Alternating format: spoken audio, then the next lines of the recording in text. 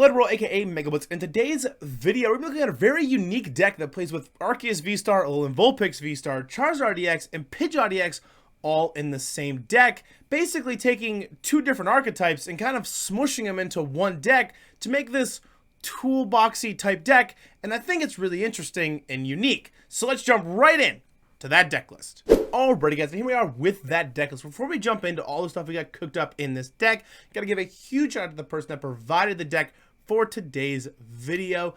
Taylor, thank you so much. I really appreciate it. They've actually been playing this deck pretty consistently at locals and have had some pretty good success with it. So thank you very much. Really appreciate it. Start us off here with Arceus VSTAR. Its ability Starbirth. During your turn, you may search your deck for up to 2 cards and put them into your hand. Then shuffle your deck. You can't use more than 1 VSTAR power in a game. Its attack Trinity Nova for 200 damage. Search your deck for up to 3 basic energy cards and attach them to your Pokemon V in any way you like. Being able to power up Alolan Vulpix Vstar with Arceus for its attack Snow Mirage, 160 damage.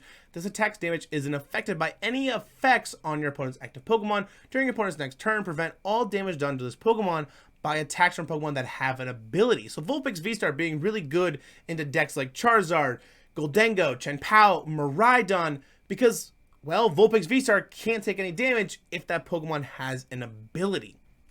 Then we got Pidgeot Ex in here for its ability Quick Search. Once during your turn, you may search your deck for a card, put it into your hand, then shuffle your deck. You can't use more than 1 Quick Search ability each turn. Its attack Blustering Wind for 120 damage for 2 energy. You may discard steady in play. Can be really good so we can remove Path to the Peak if we need to or anything of that nature. Then we got Charizard EX with its ability Infernal Rain. When you play this Pokemon from your hand to evolve one of your Pokemon during a turn, you may search your deck for up to 3 basic fire energy cards and attach them to your Pokemon in any way you like. Then shuffle your deck. Its attack Burning Darkness for 180 plus for 2 fire energy. This attack does 30 damage for each prize card your opponent has taken. So with this kind of toolboxy type style deck, we're able to adapt to a lot of different decks in our current format. And we also got Radiant Greninja in here to be able to conceal cards, so we can kind of have a dry engine rolling, Irida to find, Vulpix Vstar or Manaphy and an item along the way, Tourist Scenario to kind of just pick up any damaged Pokemon like a damaged Charizard or an Arceus Vstar that we don't want our opponent to get some easy prize cards out of. We gotta have 4 rare candies in the deck so we can evolve Pidgeys and Charmanders into Pidgeots and Charizard EXs. And then we gotta play Lost Vacuums to be able to remove Path to the Peaks. We played 2 double turbo energies, mostly for Arceus Vstar because we're gonna be able to power up Alolan Vulpix Vstar with that Trinity Nova attack. So for the full deck list here, we got 2 Arceus V, 2 Arceus Vstar, 2 Alolan Vulpix V, 2 Alolan Vulpix Vstar, 2 Charmander, 2 Pidgey, 2 Pidgeot EX, 2 Charizard EX, 1 Radiant Greninja, 1 Manaphy, 3 Irida, 2 Boss, 1 Iono, 1 Professor's Tourist Scenario, 1 Professor's Research, 4 Battle VIP Pass, 4 Rare Candy, 3 Ultra Ball, 2 Escape Rope, 2 Nest Ball, 2 Super Rod, 2 Lost Vacuum, 1 Counter Catcher, 1 Pal Pad, 1 Artazon, 7 Fire Energies, and 3 Water Energies, and then 2 Double Turbo Energies. Alrighty guys, let's jump right in to that gameplay. Alrighty guys, and here we are at that gameplay with our Arceus, Pidgeot, Charizard, Vulpix Vstar toolbox deck. I don't really know if this deck has a name, but we're going to call it Arc Toolbox. So going first here is going to be really helpful for us because we're going to be able to evolve Arceus V into Vstars, Vulpix V into Vstars, Pidgeys into Pidgeots, Charmanders into Charizards, and things of that nature to start attacking as quick and as efficiently as we possibly can. We are going to have 2 mulligans here, but we end up being able to start with Arceus V in our active spot, have double Charmander, we got a rare candy, Tourist Scenario, Fire Energy, and Arceus Vstar here. So we're hoping our opponent isn't going to be on some sort of deck that plays Path to the Peak, slowing us down from using that Starbirth ability. But our opponent is going to be on Pidgeot Zard. So we're going to be able to double bench a Charmander here and attach a Fire Energy to the Arceus V and then just pass and be able to evolve into that Arceus Vstar next turn and use that very powerful Starbirth ability. So they're going to attach an energy to that bench Charmander here, and then they're going to use Nest Ball. And they're going to grab themselves Entei V. Now, that tells me a couple things. Either A, Rotom V is in the deck, but it's prized, or they don't play Rotom V in the deck at all. Which, Rotom V can be really crucial and really important in these Zard decks because that instant charge ability can really help you set up early on in the game.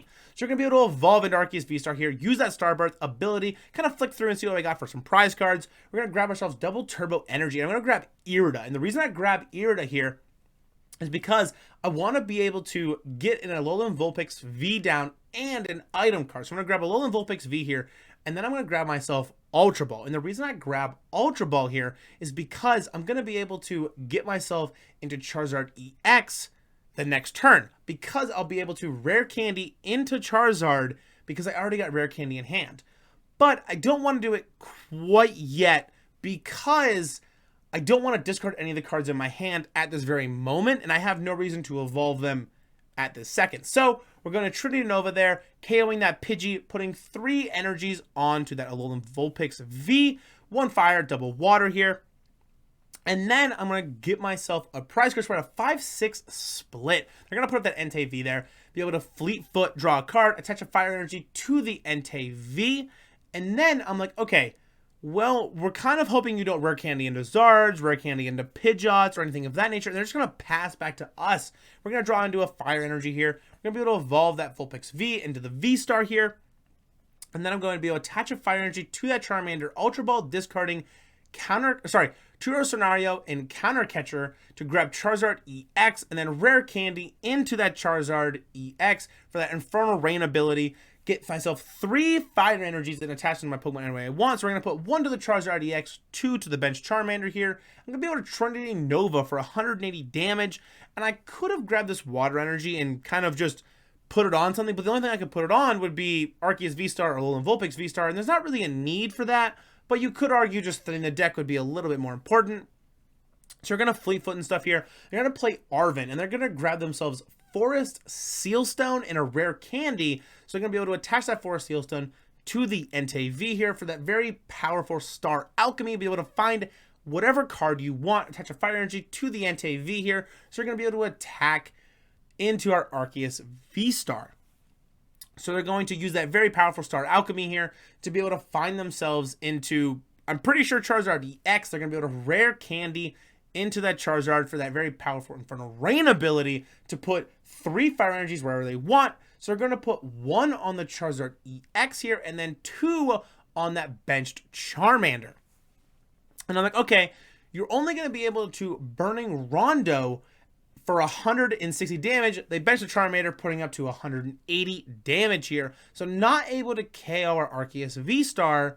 However, we're in a position where we're pretty far ahead. I'm going to be able to take a KO on this Entei V, putting it at a 3-6 split. So we're going to draw into Pidgeot here. And now I'm kind of thinking, is it better for me to attack and just let them KO the Arceus VSTAR with their Charizard, or do I just retreat out of that Arceus VSTAR into Charizard EX, have it take a hit from something, and go that route? Because if they have Boss, then they can just boss up Arceus VSTAR, or rare candy into Pidgeot to find Boss. So we are going to retreat out of that Arceus VSTAR into Charizard EX, be able to Burning Darkness for 180, taking 2 more prize cards, putting us at a 3-6 split.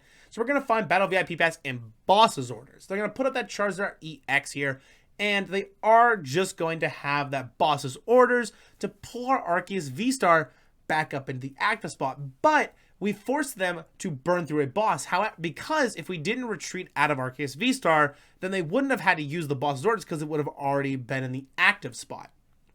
So retreating there definitely felt like the right choice because we forced them to use a boss. So we're going to put up our Alolan Vulpix VSTAR here, and I could have like bossed up Pidgey and just taken the KO there and putting it at a 2-4 split and then completely shutting them off of Pidgeot entirely.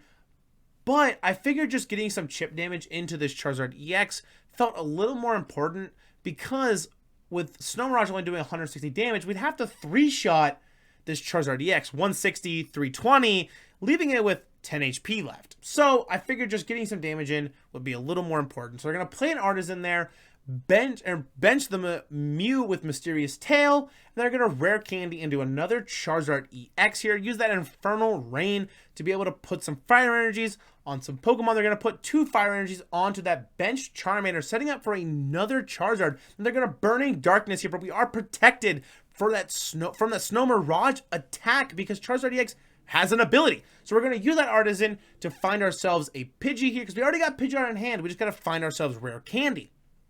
So we're going to Snow Mirage again, protecting ourselves for the next turn and getting some more damage on that Charizard EX. And if they end up retreating out of that Charizard, we already have boss in hand, so we can just pull it back up in the active spot, take another KO, and still have our Vulpix Vstar be protected. So they're just going to retreat, putting up the other Charizard, and then they're going to pass turn, and we're going to find ourselves into Rare Candy here. Now, a little bit of a misplay. I should have Rare Candied into Pidgeot this turn, but I was so focused on just playing boss and taking the KO on the Charizard EX that I had kind of forgotten to. So we're going to boss up that Charizard EX, taking 2 more prize cards, putting us at a 1-4 split here, finding boss and Artazon off of our prize cards. And now we're in a position where even if they can KO our Charizard EX, we pretty much have them locked out of the game with this Vulpix V-Star. And if they can manage to KO the Vulpix V-Star, well, I got Charizard EX for backup. I got the Pidgeot EX as well that I can do next turn to be able to quick search and start setting up for another Charizard as well. So they're going to Ultra Ball here, discarding a couple cards to find themselves a Pokemon. They're going to find Pidgeot EX here and just try to find themselves out of this situation, trying to like Rare Candy and a Pidgeot to be able to quick search to find a card, maybe try to stall or something of that nature, and just try to slow us down. So they are going to quick search here.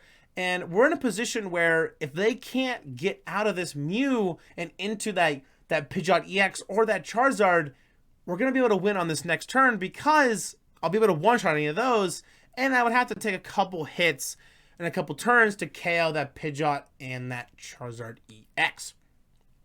So they're going to find themselves into boss's orders here off of that quick search, pulling up the Charizard EX, kind of just saying, hey, you got it. Nicely done. You pulled it off and you managed to lock in the game. So we're just going to pass turn to us and we're going to Burning Darkness for 480 damage on that Mew, taking our very last prize card, being able to completely shut out and run over this Charizard EX deck feels absolutely incredible. Alrighty guys, let's jump right in to that outro. Alrighty guys, that's going to do it for today's video. Absolutely wild being able to lock out our Zard opponent with our Alolan Vulpix Vstar. And I'll make sure to put the deck list that I played in this video in the description below. So if you guys want to try it out for yourself, you'll be able to. And if you enjoy the content I've been making for here on the channel, don't forget to leave a like, smash the subscribe button. I really would appreciate it. And I'll see you all in the next one. Peace!